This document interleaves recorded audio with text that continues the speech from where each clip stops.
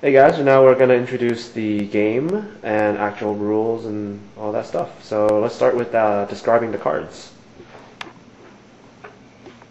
So Adam, what do we have right here with these little pictures and numbers right there? These cards that we have here are character cards.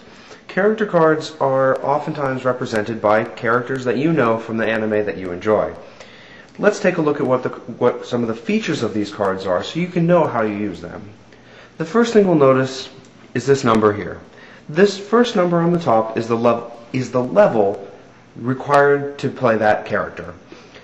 Every card requires you to be at a certain level. We'll explain how to get to that later. In order to play the card, the lower the level, the easier it is to play. You'll see also that there's a second number underneath that. That number is the cost. At some point in the game, some cards will require a cost to play. Take a look at this character, for example. This character requires one cost. When you want to play that character, you're going to have to discard one card from your stock in order to play the card.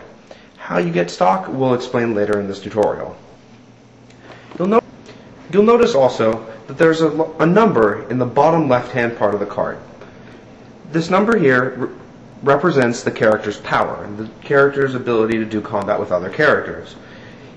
In the two characters we have here, we have this character with 6,000 and this character with 2,500. The higher the number, the more powerful the character. If these two characters were to combat, obviously the one with 6,000 power would win. Now, there are other features of characters also. Alright. So, what happens if both characters have the same attack? Well, in that case, since both of the characters are of equal strength, they'll both end up getting killed off in the battle. So, I see a symbol on the bottom of the card, and I want to know, what does that mean? It is right there. That symbol there is the character's soul. How much soul a character has determines how much damage it deals. A character with one soul deals 1 damage, just like this one. Other characters will have 2 or even 3 soul and will deal more damage. Actually, if you'll notice, the other card we have has that symbol in 2 places. You see, along with having the soul symbol at the bottom of the card, this character has that symbol at the top right-hand side of the card too. That is its trigger symbol. Some cards will have a soul as a trigger symbol, others will have different symbols. We'll get to what those do when we get to playing the game in this tutorial. So, I see this card is also a character, but there's a strange symbol next to the level and the cost. What is that all about? The 5th symbol on the card is the counterattack symbol. Cards with that symbol can be used to strengthen your characters when they're getting attacked by other characters. When we get to playing the game, we'll show you exactly how that works. Just know that these are very powerful cards and very useful. Now, this card right here, I see that it doesn't have any power. What is this all about? This isn't a character card. Only character cards have a power statistic. This card is an event card. Events get played once, have an effect, and then go to your waiting room. They have a single time use, and that's it. But they usually have a very good effect and can be very useful. Can you use these during your opponent's turn? No. The only card that you can use during your opponent's turn is a card with the counterattack symbol that we discussed earlier. Events can be played during your turn, but it can still be very good. Cut out the very. So this card, how come it's like all weird, sideways like? This is a climax card. Climax cards are special. That's why they're printed sideways. But have their own use if you read them properly. In your deck, you can only have 8 cards that are climaxes because of how they interact with the game and when you play. We'll show you all the ways that these can be used. But for now, let's just notice that a climax can be played only once during your turn. Alright, so here we have the full field of what a player would have. And over here, we should have something called the deck area. Could you explain what that is? The deck, like in many trading card games, is where you will have your cards that you haven't drawn into your hand yet. In this game, a deck consists of 50 cards with, like I said earlier, a total of 8 climaxes. Underneath that, you'll see what's called the waiting room. The waiting room functions like how a discard pile functions in a lot of other games. This is where events that have been used go to, and characters who have died go to. Also, this is where your climax, after you've used it, will go. Like I said before, it's your discard pile for this game.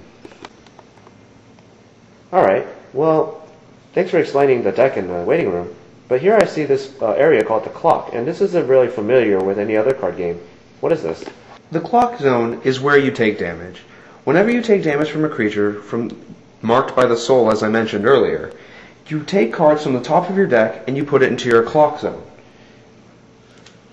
When you do that, you have taken effectively 1 damage. Let's say, for instance, I had this situation where I have 2 cards in my clock, and I were to take 5 damage. I take all my damage one at a time.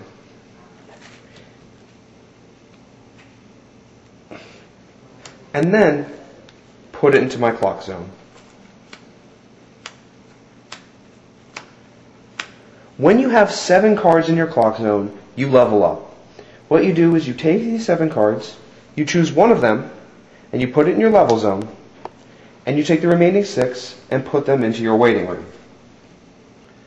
The level zone is important for when it comes to playing cards. Certain cards, like we said earlier, have a level requirement, and you need to be at that level in order to play the card. In this case, now I can play cards that are level 2, like this one here. So, can you play level 0 cards and level 1 cards? Yes, as long as you are at that level or above, you can play any cards of those appropriate levels. So in this case, when I'm at level 2, I can play a level 2 card, a level 1 card, or a level 0 card. Now back to the clock area. Let's say I was going to take 2 more damage after I'd already leveled up. Well, then I will reveal cards from the top. Now you see here that I hit a climax. This is where climaxes begin to be important. If you are taking damage and you reveal a climax card, all of that damage is canceled. So in this case, none of these cards go to my clock, and instead go to my waiting room. Alright, well, that explains a few things. How do you win or lose this game, since you were talking about damage earlier? Like I said, when you take damage, it goes to the clock, and then you level up. In this game, when you reach level 4, you lose the game. So when you consider that every time you get to 7 cards in your clock, you level up, you have 28 damage that you can take before you lose. Now I mentioned that one use for climax is canceling damage. There's another use too. Here you see the climax zone. Once during your turn, during the climax phase, which we'll get to later, you can play a climax card from your hand and it has some effect. For instance, some climaxes will give all of your characters plus 1,000 power and plus 1 soul. That's one of the more basic climaxes, and that's what you should expect when you play them. So, as you're explaining this, I was kind of curious. What's with those face-down cards on the left? The cards over here are known as your stock. By using these cards, you can play cards that require any sort of cost that I mentioned earlier. What you do is when you have a card with a cost, say that cost is 1, you take 1 card from your stock and you put it into your waiting room. Now the way you get stock is by attacking. When you attack with a character, one of the things you do is you trigger a card.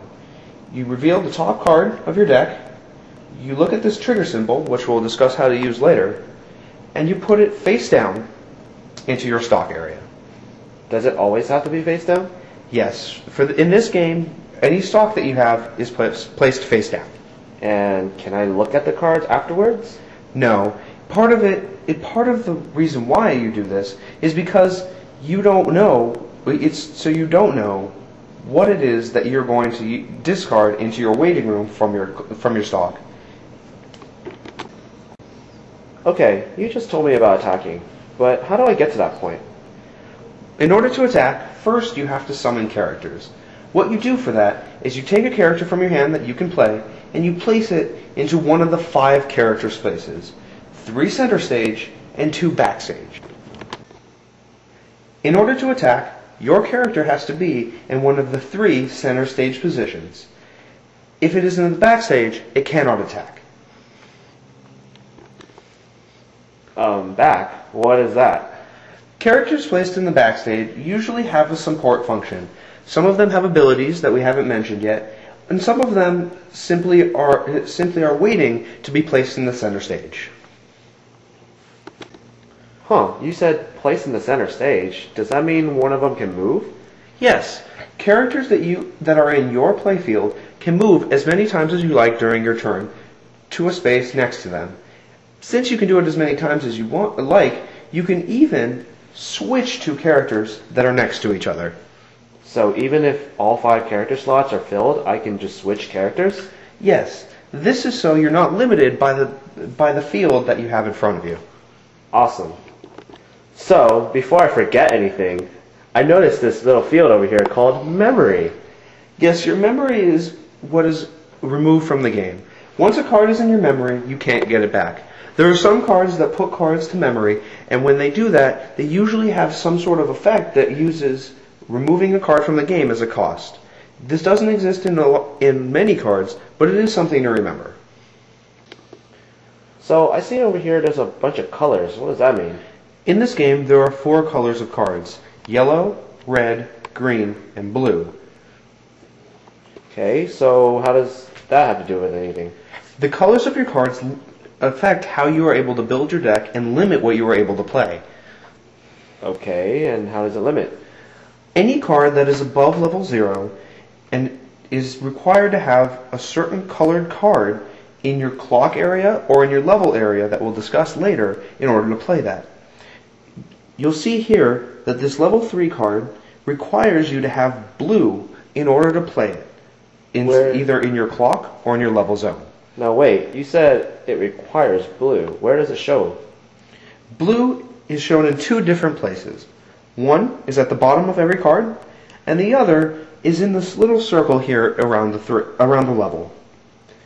Now, this limitation affects characters, events, and climax cards the same way.